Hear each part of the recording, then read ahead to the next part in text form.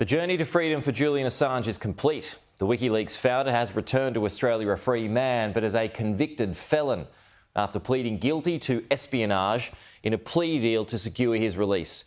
Joining us live now is the former CIA Chief of Staff and Hayden Centre Director, Larry Pfeiffer. Larry, good to see you this morning. Thank you so much for your time. Yeah, so he's waking up, Julian Assange that is, he's waking up in Australia this morning for the first time in some 14, 15 years.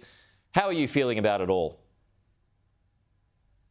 Well, as you just said a moment ago, he pled guilty to a felony charge of conspiring to obtain and disseminate classified national security information. So that makes me feel good. He was sentenced to 62 months in prison, all of which he had already served in the British prison system. So as far as I'm concerned, justice has been served. Now, would I, as a national security intelligence professional here in the United States, have preferred that he had been put in front of a judge and jury in the United States and perhaps serve some of his jail time here in the U.S.? Sure. But I think the competing interests regarding the protection of sources and methods, competing interests regarding smoothing out any irritants in relations with our good friends in Australia and our good friends in the UK, I think weighed evenly and ultimately came out to be a win-win for everybody. Okay, so you're not concerned about, Larry, you're not concerned about this being a problem for the Australia-US relationship moving forward? Well, I think as long as we don't have some strong push from your government to now pardon him, I think we probably will be fine. Well, there has been some reporting just on that point. There's been some reporting around that.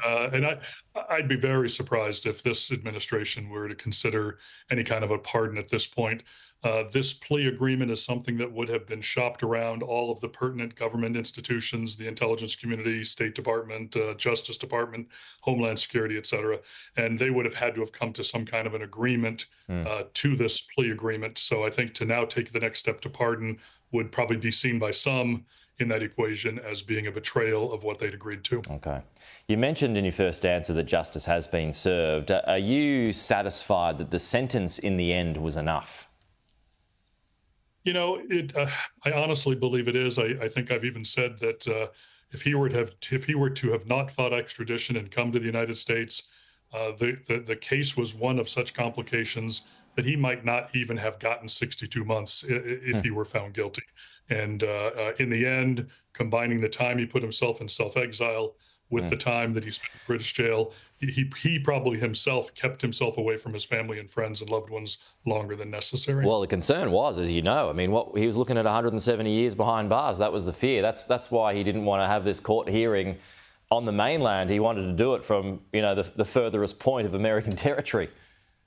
Well, sure, but even his own lawyers were telling him that 175 years was not in the cards. That is, right. You know, that was the most extreme sentence he could have obtained, and it would have been utterly unprecedented for this first-time offense. And given the, as I said, given the complications surrounding freedom of speech and the extraterritorial nature of the case, I think 5 years is probably about right.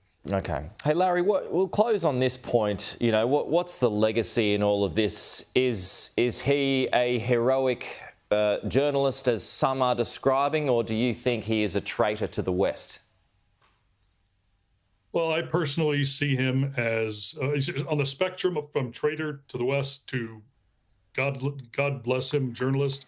You know, I see him on that spectrum a little closer towards the traitor. I see his